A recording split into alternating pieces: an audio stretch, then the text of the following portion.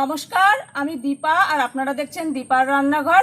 বাড়িতে সব সময় হাঁড়ি থাকে না, যেগুলোতে আমরা মুড়ি ভাজি, মাটির হাঁড়ি বা মাটির যে জিনিসপত্রগুলো মুড়ি ভাজতে সেগুলো থাকে না।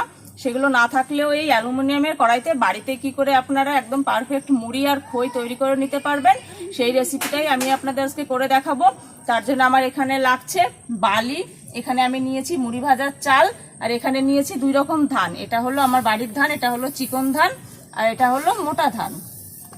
এই ধানগুলো খই ভাজার আগে 2 দিন রোদ্রে আর 2 দিন যে রাত্রেবেলা যে শিশির পরে শিশিরে রেখে দিয়ে এই ধানগুলোকে তৈরি করে নিতে হয়, তাহলে একদম পারফেক্ট খই হয়।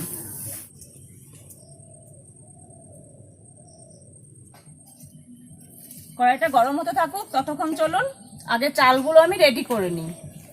এই যে দেখুন মুড়ির চাল একটু লাল লাল এই যে রঙের হয়, এগুলো যে কোনো মুদি দোকানে এগুলো কিনতে পাওয়া যায়। আমি আপনাদের আগে মুড়ি ভেজে দেখিয়েছি কি করে খোলা বালেনে মুড়ি ভাজতে হয়। আজকে আমি আপনাদের অ্যালুমিনিয়ামের কড়াইতে দেখাচ্ছি। প্রথমে এই চালগুলো আমি বাজার থেকে কিনে আনার পর একটা রোদ দিয়েছি, সামান্য একটুখানি রোদ দিয়ে নিতে হয়। চলুন এবার চালগুলো আমি রেডি করি। চাল একটা গামলায় আমি নামিয়ে নিচ্ছি। এই চালের মধ্যে প্রথমে আমি দিয়ে দেবো পরিমাণ মতন লবণ। আপনারা যেমন লবণ খেতে পছন্দ করেন সেরকম কম বা বেশি দিয়ে দেবেন।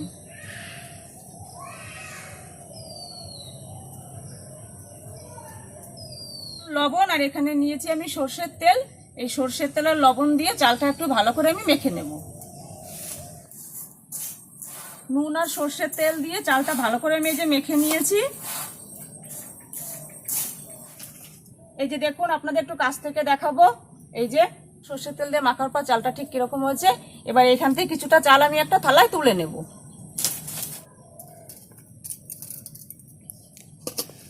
কিছুটা চাল আমি একটা থালায় তুলে নিয়েছি। এবার এই চালে দিয়ে দেবো সামান্য একটুখানি জল।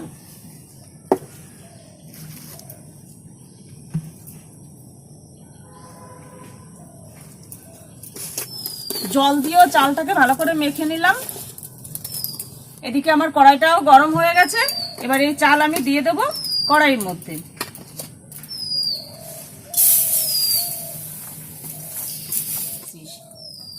একবারে সব চালের মধ্যে জল দেয়া যাবে না, অল্প অল্প করে এরকম চাল একটা থালার মধ্যে তুলে নিয়ে তারপরে জল দিয়ে মেশাতে হবে। এবার অল্প আছে চালগুলো আস্তে আস্তে আমি কড়াইতে এইভাবে নাড়তে থাকবো।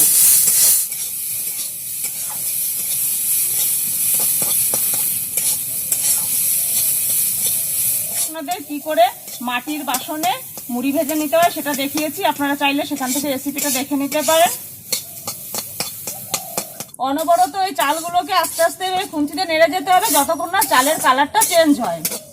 চেঞ্জ হয়ে গেছে আর একটা দুটো চাল এদিকে প্রায় ফুটতে শুরু করেছে। এই সময় আমি চালগুলো সব নামিয়ে নেব।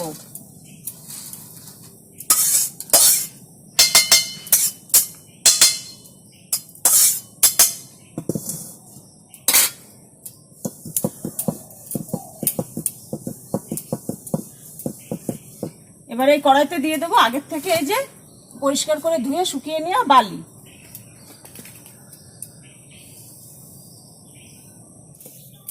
এই যে একটা ঝাঁটার কাঠি এভাবে বেঁধে নিয়েছি আমি নারকেলের পাতা ছাড়িয়ে। এটা দিয়ে আস্তে আস্তে বালিগুলোকে নাড়বো যতক্ষণ না বালিটা গরম হতে থাকে। আপনারা চাইলে একবারে একটু বেশি চাল এইভাবে আপনারা ভেজে নামিয়ে নিতে পারেন, তাহলে আপনাদের সুবিধা হবে। কিন্তু আমি এই যে অল্প অল্প করে ভেজে নিচ্ছি, এইভাবে আমার সুবিধা হয়। দুটো পেপারে যে বিছিয়ে দিলাম, এই বালিটা অনবরত নাড়তে থাকবো। আপনাদের কাছে বালি না থাকলে আপনারা এই সময় লবণ ব্যবহার করতে পারেন, বা যে বালি দিয়ে ঘরবাড়ি বানানোর সময় যে বালি সিমেন্ট মেশানো হয় সেই বালি দিয়েও আপনারা করতে পারেন। আমার এই বালিটা আমার পুরনো কলটা যখন খারাপ হয়েছিল, যখন নতুন একটা কল পুঁতেছিলাম, তখন যে বালি মাটি উঠেছিল সেটাই আমি ধুয়ে পরিষ্কার করে রেখেছিলাম। সাধারণত এইটা দিয়েই মুড়ি বা খই ভাজা হয়। বালিটা ঠিকঠাক মতন গরম হয়েছে নাকি দেখার জন্য আমি একটা পাটকাঠি নিয়েছি। পাটকাঠিটা বালির মধ্যে ভাবে ঘুরিয়ে দেখবো যে পাটকাঠির ওপর দিক থেকে এই যে আগার দিক থেকে যেটা বালির মধ্যে ঢুকিয়েছিলাম তার মধ্যে ধোয়া বেরোচ্ছে নাকি। একটু হালকা ধোয়া বেরোচ্ছে, তার মানে বালিটা ঠিক মতন গরম হয়ে গেছে। এবার চলুন অল্প অল্প করে যে চাল আমি ভেজে রেখে দিয়েছিলাম সেই চালগুলো দিয়ে দেখি। শুধু এই বাঁ হাত দিয়ে এখান থেকে চাল দেব, আর এরকম করে নাড়িয়ে মুড়িগুলো আস্তে আস্তে এই যে নারকেলের যে ঝাঁটার কাঠি এটা দিয়ে মুড়িগুলো নামিয়ে নেব। একটু কাছ থেকে দেখাবো। আমার রেসিপি ফলো করে আপনারাও বাড়িতে এরকম পারফেক্ট মুড়ি তৈরি করতে পারবেন।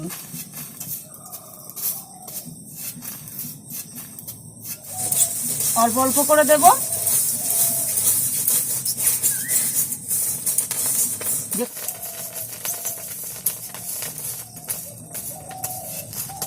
এইবার থেকে যখন খুশি ইচ্ছা তখন আপনারা মুড়ি খেতে চাইলে বাড়িতে মুড়ি তৈরি করে খেতে পারবেন। এভাবে আপনারা গ্যাসেও এটা তৈরি করে নিতে পারবেন। প্রত্যেকবার কিন্তু বাড়িতে থাকা সব মুড়িগুলো বের করে নিতে হবে, না হলে কিন্তু পরের দেওয়া চালগুলো পুড়ে যেতে পারে। আপনারা বাড়িতে অবশ্যই এটা একবার ট্রাই করবেন।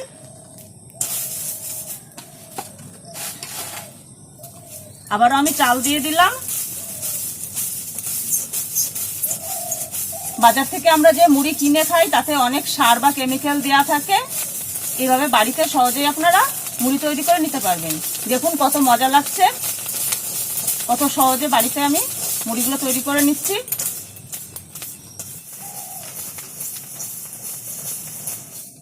এইভাবে আমি অল্প অল্প চাল দিয়ে মুড়িগুলো ভেজে নেব।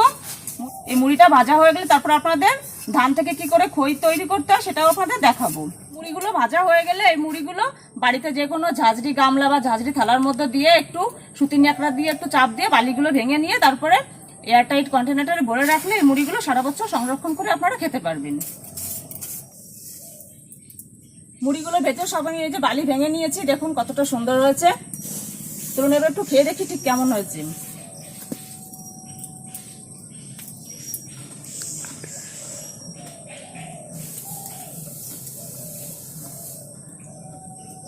একদম পারফেক্ট মুড়ি হয়েছে। এবার মুড়িগুলো একটা কৌটায় ভরে রেখে চলুন আপনাদের খইটা ভেজে দেখাই।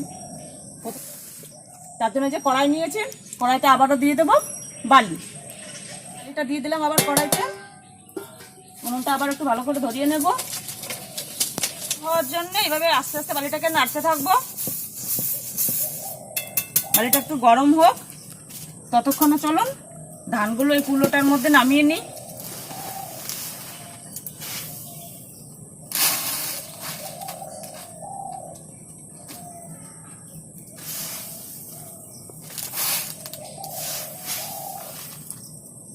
পুজো পার্বণ বা যে কোনো অনুষ্ঠানে কিন্তু আপনাদের খই লেগেই থাকে। এরকম হাতের কাছে থাকা কিছু অল্প জিনিসের মধ্যে আপনারা এইভাবে খই বাড়িতে তৈরি করে নিতে পারবেন।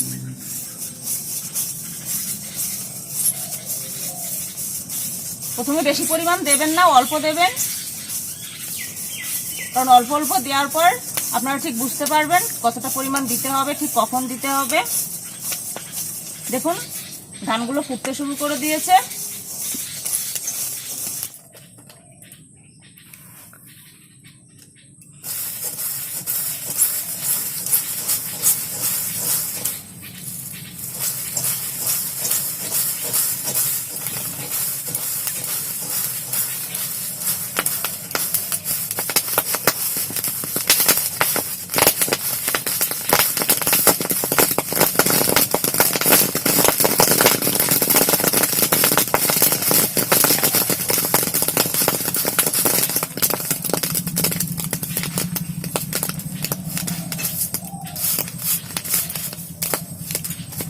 খইগুলো ফুটছে আর কত মজা লাগছে দেখুন। বালির জালটা কিন্তু টান টান রাখতে হবে, তাহলে এরকম পারফেক্ট খই হবে। আর এইরকম চারিদিক কিন্তু ছড়িয়ে যাবে। আপনারা পেপার বা কোনো কাপড় এরকম বিছিয়ে দেবেন। দেখুন কত সুন্দর খই হয়েছে। এভাবে অল্প অল্প করে ধান নেব আমি।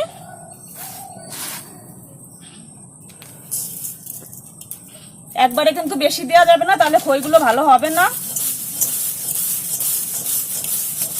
আপনারা যদি বড় পাত্র নেন আর বেশি বালি নেন তাহলে একটু বেশি পরিমাণ ধান দিতে পারেন।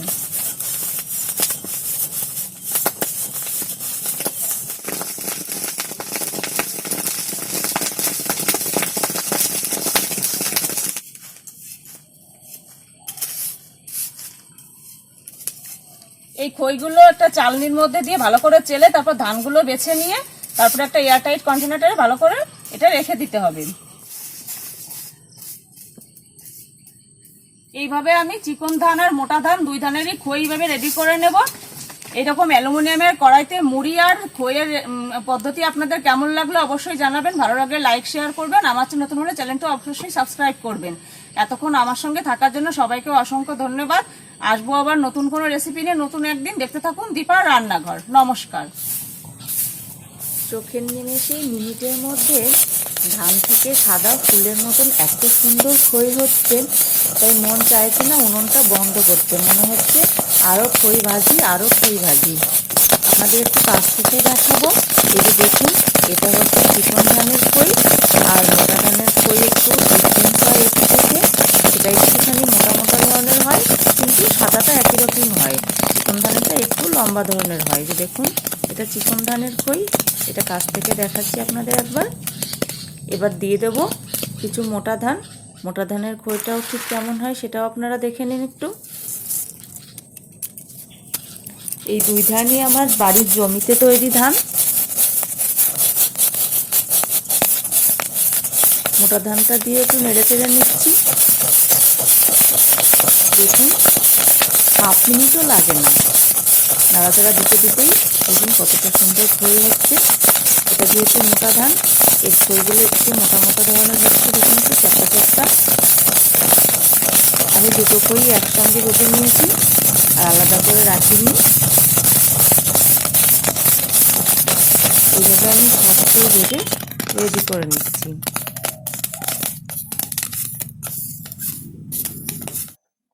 দেখুন, আমার সব খই ভাজা হয়ে গেছে।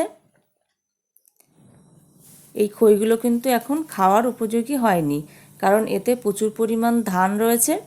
চলুন এই ধানগুলো কি করে পরিষ্কার করে নিতে হয় খুব সহজে সেটাও আপনাদের দেখিয়ে দিই। আমি এখানে একটা চালনি নিয়েছি। এই চালনিটা আপনারা যে কোনো বালি সিমেন্টের যে দোকান হয় ঘর বানানোর, তার দোকানে এটা পেয়ে যাবেন। আগে সাধারণত মাকে দেখেছি বেতের বা বাঁশের যে চালনি হয় সেগুলোতে খই চালতে। এগুলোতেও চালা যায়, আমি এগুলোতেই চেলে নিচ্ছি। এগুলোর উপর রেখে সামান্য একটু হাত দিয়ে বা একটা সুতির ন্যাকড়া দিয়ে একটু প্রেস করলেই দেখুন কত সুন্দর ধানগুলো বেরিয়ে যাচ্ছে। বেশিরভাগ ধানটা এইভাবেই বের করে নিতে হবে, বেশি সময় লাগে না। সামান্য একটু হাত দিয়ে এইভাবে ঘুরিয়ে নিলেই দেখুন কত ধান বেরিয়ে গেছে। দুই একটা মতন ধানের মধ্যে থেকে যায়। এইভাবে আমি সব ধানের থেকে খইগুলো আলাদা করে নেব। বাদ বাকি যে দুটো একটা থাকবে সেগুলো একটা কুলোর মধ্যে দিয়েই দুই একবার একটুখানি ধানগুলো বেছে নিলেই খইগুলো একদম রেডি হয়ে যাবে। দেখুন কতটা সুন্দর খই হয়েছে। ভিডিওটা দেখার জন্য সবাইকে অসংখ্য ধন্যবাদ। দেখতে থাকুন দীপার রান্নাঘর। ইট ন্যাচারাল, স্টে হেলদি।